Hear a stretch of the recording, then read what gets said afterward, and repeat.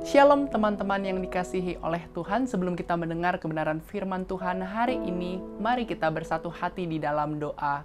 Mari kita berdoa.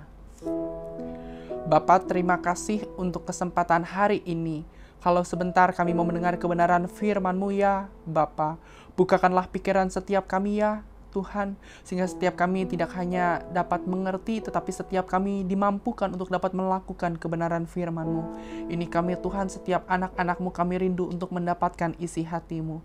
Di dalam nama Yesus Kristus, kami telah berdoa dan mengucap syukur. Haleluya. Amin.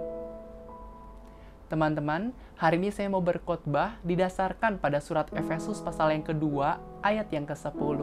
Saya akan berkhotbah dengan judul Pekerjaan Baik yang Dikehendaki oleh Allah. Hari ini saya mau berkhotbah didasarkan pada surat Efesus pasal yang kedua, ayat yang ke-10 dengan judul Pekerjaan Baik yang Dikehendaki oleh Allah. Demikianlah bunyinya. Karena kita ini buatan Allah, diciptakan dalam Kristus Yesus untuk melakukan pekerjaan baik yang dipersiapkan Allah sebelumnya. Ia mau supaya kita hidup di dalamnya. Amin. Teman-teman, kita bersyukur karena hari ini kita masih diberikan kesempatan oleh Tuhan untuk dapat merenungkan kebenaran firman-Nya. Ayat yang baru saja kita baca ini sebenarnya dilatar belakangi oleh perkataan yang diucapkan oleh Rasul Paulus kepada warga gereja di Efesus, bahwa karena kasih karunia Tuhanlah, maka warga gereja di Efesus diselamatkan. Itu bukan hasil usaha mereka, sehingga tidak ada seorang pun yang dapat menyombongkan diri. Dan dalam ayat ini kita dapat melihat perkataan dari Rasul Paulus kepada warga gereja di Efesus yang selanjutnya, bahwa baik Rasul Paulus ataupun warga gereja di Efesus adalah ciptaan Allah yang seharusnya melakukan pekerjaan baik yang telah dipersiapkan dan dikehendaki oleh Allah bagi mereka. Yang hendak ditekankan dalam ayat ini adalah Rasul Paulus dan warga gereja di Efesus seharusnya melakukan pekerjaan baik yang dikehendaki oleh Allah. Teman-teman, betapa pentingnya kita membahas mengenai pekerjaan baik yang dikehendaki oleh Allah. Sebagaimana Rasul Paulus dan warga gereja di Efesus seharusnya melakukan pekerjaan baik yang dikehendaki oleh Allah, demikian pula dengan kita. Kita seharusnya melakukan pekerjaan baik yang dikehendaki oleh Allah. Ketahuilah bahwa ketika Tuhan menciptakan setiap manusia, maka Tuhan memiliki tujuan di dalamnya. Salah satunya yaitu supaya setiap manusia melakukan pekerjaan yang baik yang telah dipersiapkan dan dikehendaki oleh Allah bagi setiap kita. Ketahuilah bahwa Tuhan tidak menciptakan setiap manusia untuk melakukan hal-hal yang jahat, melainkan Tuhan menciptakan setiap manusia untuk melakukan hal-hal yang baik yang dikehendaki olehnya. Teman-teman, kita seharusnya melakukan pekerjaan baik yang dikehendaki oleh Allah. Apa sajakah pekerjaan baik yang dikehendaki oleh Allah bagi kita? Apabila kita membaca Alkitab lebih lanjut, maka kita dapat menemukan paling tidak 3 pekerjaan baik yang dikehendaki oleh Allah bagi kita. Yang pertama, Allah menghendaki kita untuk melakukan perkataannya. Dapat kita lihat di dalam Injil Lukas pasal yang ke-6, ayat yang ke-46 sampai yang ke-49. Yang kedua, Allah menghendaki kita untuk menceritakan perbuatannya. Dapat kita lihat di dalam Injil Markus pasal yang ke-16, ayat yang ke-15. Yang ketiga, Allah menghendaki kita untuk memuliakan namanya. Dapat kita lihat di dalam Injil Matius pasal yang ke-5 ayat yang ke-16. Teman-teman, tujuan saya berkhotbah hari ini adalah supaya pada akhirnya setiap kita dapat memahami 3 pekerjaan baik yang dikehendaki oleh Allah bagi kita. Teman-teman, kita seharusnya melakukan pekerjaan baik yang dikehendaki oleh Allah. Apa sajakah pekerjaan baik yang dikehendaki oleh Allah bagi kita? Yang pertama, Allah menghendaki kita untuk melakukan perkataannya. Mari kita melihat Injil Lukas pasal yang ke-6 ayat yang ke-46 sampai yang ke-49. Mengapa kamu berseru kepadaku, Tuhan, Tuhan, padahal kamu tidak melakukan apa yang aku katakan? Setiap orang yang datang kepadaku dan mendengarkan perkataanku serta melakukannya, aku akan menyatakan kepadamu dengan siapa ia dapat disamakan. Ia sama dengan seorang yang mendirikan rumah. Orang itu menggali dalam-dalam dan meletakkan dasarnya di atas batu.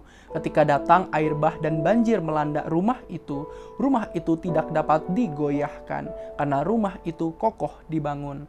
Akan tetapi barang siapa mendengar perkataanku, tetapi tidak melakukannya, ia sama dengan seorang yang mendirikan rumah di atas tanah tanpa dasar. Ketika banjir melandanya, rumah itu segera rubuh dan hebatlah kerusakannya. Ayat-ayat yang baru saja kita baca ini sebenarnya dilatar belakangi oleh kehadiran orang banyak yang mengikuti Yesus, sehingga Yesus memberikan pengajaran kepada mereka. Dan dalam ayat-ayat ini kita dapat melihat pengajaran Yesus kepada para pengikutnya bahwa Allah menghendaki para pengikutnya melakukan perkataannya. Setiap orang yang mau mendengarkan dan melakukan perkataan Tuhan di dalam kehidupan mereka diibaratkan bagaikan sebuah rumah yang dibangun pada dasar yang kuat, sehingga ketika air bah dan banjir melanda, maka rumah tersebut tidak tergoyahkan. Sedangkan setiap orang yang mau mendengarkan perkataan Tuhan namun tidak mau melakukannya, bagaikan orang yang membangun rumah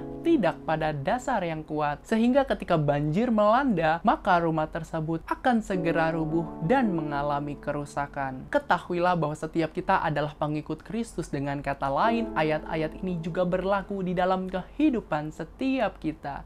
Ketahuilah bahwa Allah juga menghendaki kita untuk melakukan perkataannya. Ketahuilah bahwa ketika Tuhan menciptakan manusia, Tuhan memberikan kehendak bebas bagi setiap ciptaannya. Dengan kata lain, setiap manusia dapat memilih untuk mau melakukan atau tidak mau melakukan perkataan Tuhan yang terdapat di dalam Alkitab. Ketika kita memilih untuk mau melakukan perkataan Tuhan, maka kita akan menjadi pribadi yang tidak mudah untuk digoyahkan. Akan tetapi ketika kita memilih untuk tidak mau melakukan perkataan Tuhan, maka kita akan menjadi pribadi yang begitu mudah untuk dihancurkan. Ketahuilah bahwa kehendak Tuhan yaitu setiap kita menjadi pelaku firman Tuhan.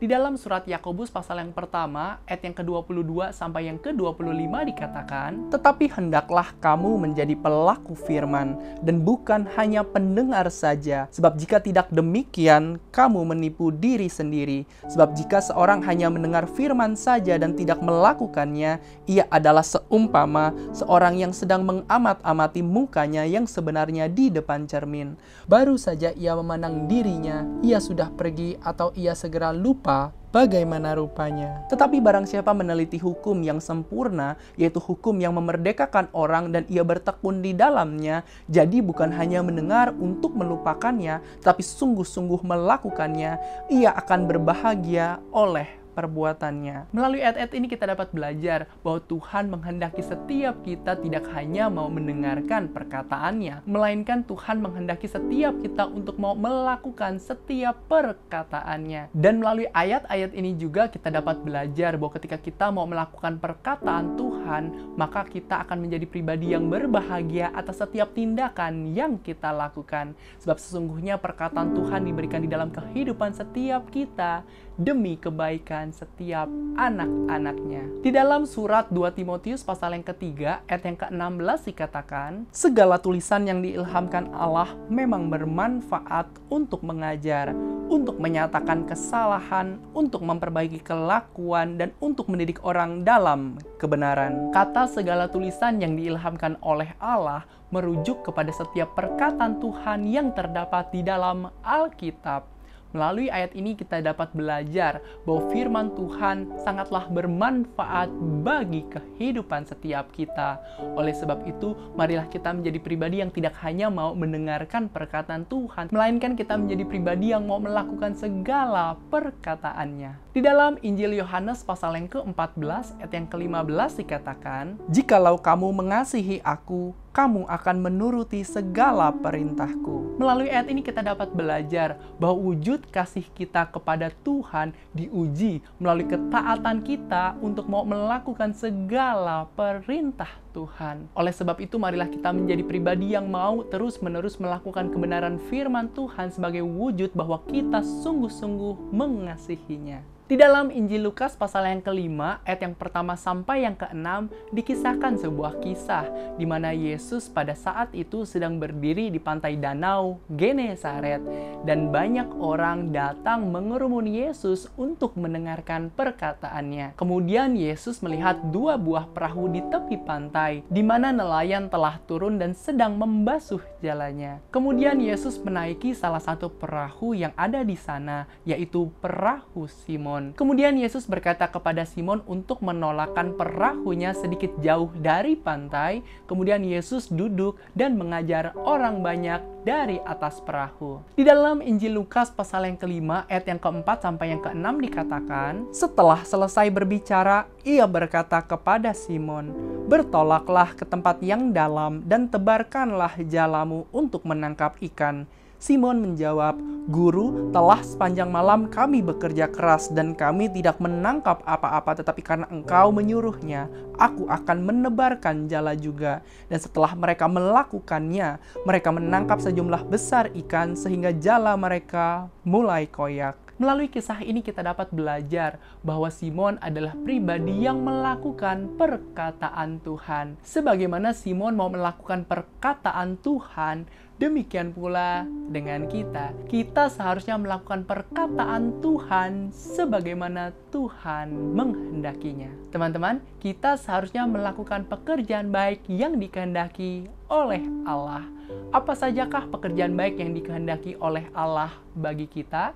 Yang kedua, Allah menghendaki kita untuk menceritakan perbuatannya. Mari kita melihat Injil Markus pasal yang ke-16 ayat yang ke-15. Lalu ia berkata kepada mereka, "Pergilah ke seluruh dunia, beritakanlah Injil kepada segala makhluk." Ayat yang baru saja kita baca ini dilatar belakangi oleh perbuatan yang Yesus Kristus telah lakukan, di mana Yesus Kristus bangkit pada hari yang ketiga dan menampakkan dirinya kepada murid-muridnya. Dan dalam ayat ini kita dapat melihat perkataan yang Yesus ucapkan kepada murid-muridnya, yaitu untuk pergi ke seluruh dunia guna memberitakan Injil kepada semua manusia. Injil adalah kabar baik mengenai perbuatan yang Allah telah lakukan kepada manusia, yaitu melalui Yesus Kristus Allah telah datang ke dalam dunia, mati, dan bangkit pada hari yang ketiga untuk menebus setiap dosa manusia. Dan barang siapa percaya bahwa Yesus Kristus adalah Tuhan dan Juru Selamat satu-satunya, maka setiap orang yang percaya tidak akan mengalami kebinasaan, melainkan akan memperoleh hidup yang kekal. Sebagaimana melalui Yesus Kristus Allah menghendaki murid-muridnya untuk memberitakan Injil atau menceritakan perbuatannya, demikian pula dengan kita. Allah menghendaki kita untuk menceritakan perbuatannya. Sebagai pengikut Kristus, maka kita seharusnya mau menceritakan perbuatan-perbuatan Tuhan yang begitu ajaib atas hidup kita. Di dalam kitab Mazmur pasal yang ke-96 ayat yang ketiga dan keempat dikatakan, "Ceritakanlah kemuliaannya di antara bangsa-bangsa dan perbuatan-perbuatan yang ajaib di antara segala suku bangsa. Sebab Tuhan maha besar dan terpuji sangat, ia lebih dahsyat daripada segala Allah." Di dalam kitab Kisah Para Rasul pasal yang ke-22 ayat yang ke-15 dikatakan, "Sebab engkau harus menjadi saksinya terhadap semua orang tentang apa yang kau lihat dan yang kau dengar." Melalui ayat ini kita dapat belajar bahwa setiap kita adalah saksi Kristus. Bersaksi bukanlah menceritakan mengenai apa yang telah kita lakukan untuk Tuhan, melainkan kita menceritakan mengenai apa yang Tuhan telah lakukan atas kehidupan kita. Ketahuilah bahwa di dalam Tuhan tidak pernah ada satu hal pun yang terjadi secara kebetulan ketika Tuhan menempatkan kita untuk berada di suatu tempat tertentu ada tujuan Tuhan di dalamnya, yaitu supaya setiap kita menceritakan perbuatan yang Tuhan telah kerjakan atas kehidupan kita. Ketahuilah bahwa kita dapat menjadi saksi Kristus di rumah, di sekolah, di kampus, di tempat kerja, bahkan dimanapun Tuhan menempatkan setiap kita untuk berada. Di dalam Injil Matius pasal yang ke-28 ayat yang ke-18 sampai yang ke-20 dikatakan, Yesus mendekati mereka dan berkata, "Kepadaku telah diberikan segala kuasa di sorga dan di bumi. Karena itu pergilah, jadikanlah semua bangsa muridku, dan baptislah mereka dalam nama Bapa dan Anak dan Roh Kudus, dan ajarlah mereka melakukan segala sesuatu yang telah kuperintahkan kepadamu. Dan ketahuilah, Aku menyertai kamu senantiasa sampai kepada akhir zaman." Salah satu cara untuk kita menjadikan setiap orang menjadi murid atau pengikut Kristus, yaitu dengan mau menceritakan perbuatan yang Tuhan telah kerjakan atas kehidupan kita.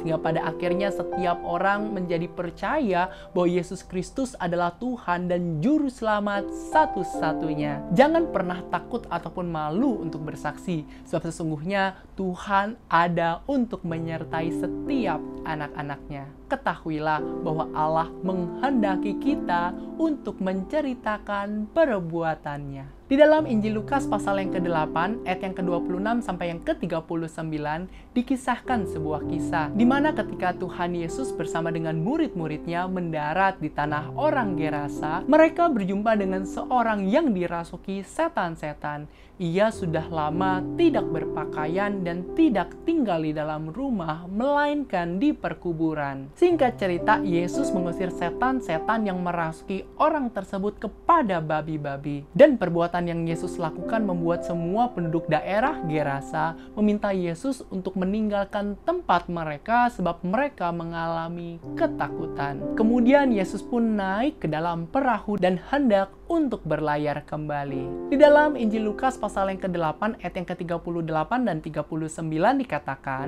"Dan orang yang telah ditinggalkan setan-setan itu meminta supaya ia diperkenankan menyertainya. Tetapi Yesus menyuruh dia pergi, katanya, 'Pulanglah ke rumahmu dan ceritakanlah segala sesuatu yang telah diperbuat Allah atasmu.' Orang itu pun pergi mengelilingi seluruh kota dan memberitahukan segala apa yang telah diperbuat Yesus atas dirinya." Melalui kisah ini kita dapat belajar bahwa Allah menghendaki orang yang telah dilepaskan dari setan-setan untuk menceritakan perbuatannya. Sebagaimana Allah menghendaki orang yang telah dilepaskan dari setan-setan menceritakan perbuatannya, demikian pula dengan kita.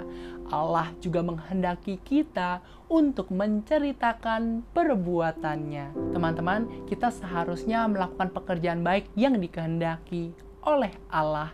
Apa sajakah pekerjaan baik yang dikehendaki oleh Allah bagi kita? Yang ketiga, Allah menghendaki kita untuk memuliakan namanya.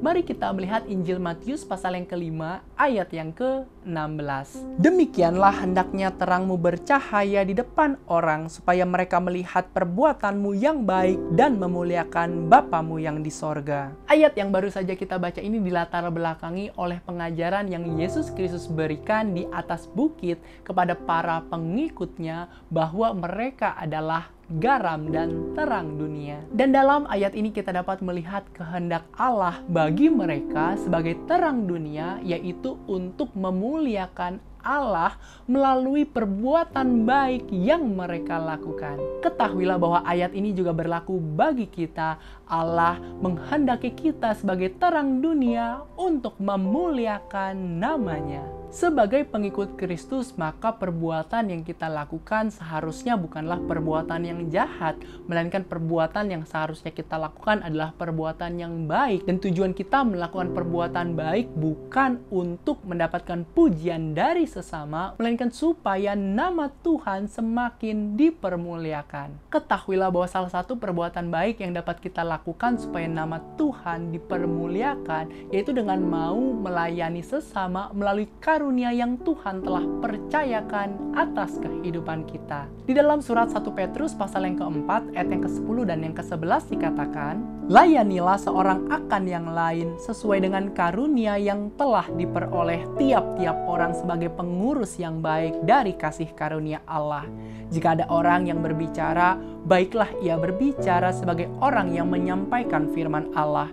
Jika ada orang yang melayani, baiklah ia melakukannya dengan kekuatan yang dianugerahkan Allah, supaya Allah dimuliakan dalam segala sesuatu karena Yesus Kristus. Ialah yang mempunyai kemuliaan dan kuasa sampai selama-lamanya. Amin. Melalui ayat-ayat ini kita dapat belajar bahwa setiap dari kita diberikan karunia oleh Tuhan untuk dapat melayani sesama. Oleh sebab itu jangan pernah merasa bahwa diri kita tidak berguna, diri kita tidak dapat berbuat apa-apa. Sebab sesungguhnya Tuhan adalah pribadi yang begitu baik. Tuhan memberikan setiap kita karunia atau talenta untuk dapat melayaninya. Dan ketahuilah bahwa Tuhan adalah pribadi yang akan memampukan kita untuk melakukannya. Apabila saat ini kita masih duduk di bangku sekolah atau kuliah, belajarlah dengan sungguh-sungguh. Apabila saat ini kita sudah bekerja, bekerjalah dengan sungguh-sungguh. Dimanapun Tuhan menempatkan kita untuk berada, lakukanlah yang terbaik seperti untuk Tuhan, sehingga karakter Kristus terlihat melalui kehidupan setiap kita. Selain kita memuliakan Tuhan dengan melayani sesama sesuai dengan karunia yang Tuhan telah percayakan, kita seharusnya juga mau memuliakan Tuhan dengan harta atau berkat secara materi yang Tuhan telah percayakan atas kehidupan kita. Di dalam kitab Amsal pasal yang ketiga, ayat yang ke-9 dikatakan, muliakanlah Tuhan dengan hartamu dan dengan hasil pertama dari segala penghasilanmu. Ketahuilah bahwa setiap kita diberkati oleh Tuhan untuk menjadi saluran berkat bagi banyak orang. Ketahuilah bahwa kita dapat mendukung pekerjaan Tuhan yang ada di sekitar kita, sehingga banyak jiwa-jiwa yang terhilang dapat diselamatkan. Di dalam surat 1 Korintus pasal yang ke-6 ayat yang ke-20 dikatakan, sebab kamu telah dibeli dan harganya telah lunas dibayar, karena itu muliakanlah Allah dengan tubuhmu. Melalui ayat ini kita dapat belajar bahwa setiap kita telah ditebus oleh Tuhan. Oleh sebab itu kita seharusnya mau menggunakan tubuh atau seluruh kehidupan kita untuk kemuliaan nama Tuhan. Di dalam surat Roma pasal yang ke-14 ayat yang ke-11 dikatakan, karena ada tertulis, demi aku hidup, demikianlah firman Tuhan, semua orang akan bertekuk lutut di hadapanku dan semua orang akan memuliakan Allah. Ketahuilah bahwa Allah menghendaki setiap manusia untuk memuliakan namanya. Teman-teman, demikianlah khotbah saya hari ini dengan judul Pekerjaan Baik yang Dikehendaki oleh Allah, yang didasarkan pada surat Efesus pasal yang kedua ayat yang ke-10. Teman-teman, kita seharusnya melakukan pekerjaan baik yang dikehendaki oleh Allah. Apa sajakah pekerjaan baik yang dikehendaki oleh Allah bagi kita? Setelah kita membaca beberapa bagian Alkitab, kita telah menemukan paling tidak 3 pekerjaan baik yang dikehendaki oleh Allah bagi kita. Yang pertama, Allah menghendaki kita untuk melakukan perkataannya. Yang kedua, Allah menghendaki kita untuk menceritakan perbuatannya. Dan yang ketiga, Allah menghendaki kita untuk memuliakan namanya. Kiranya kebenaran firman Tuhan yang telah kita dengarkan dan renungkan hari ini menjadi berkat dan penghiburan bagi setiap kita. Amin. Mari kita bersatu hati di dalam doa. Mari kita berdoa. Bapa, terima kasih untuk firman Tuhan yang boleh kami dengarkan hari ini. Ajari kami ya Tuhan, dan mampukanlah setiap kami untuk dapat melakukan pekerjaan baik yang Engkau kehendaki atas kehidupan kami. Kami menyadari Tuhan bahwa kami diciptakan dengan sebuah tujuan, yaitu bukan untuk melakukan pekerjaan yang jahat, melainkan untuk melakukan pekerjaan baik yang Engkau kehendaki. Mampukan kami ya Tuhan untuk tidak hanya menjadi pendengar, melainkan untuk menjadi pelaku kebenaran firman-Mu. Ini kami Tuhan, pakai kami seturut apa yang Engkau mau untuk kami lakukan. Terima kasih Bapa, terima kasih ya Yesus. Di dalam nama Yesus Kristus, kami telah berdoa dan mengucap syukur. Haleluya, amin.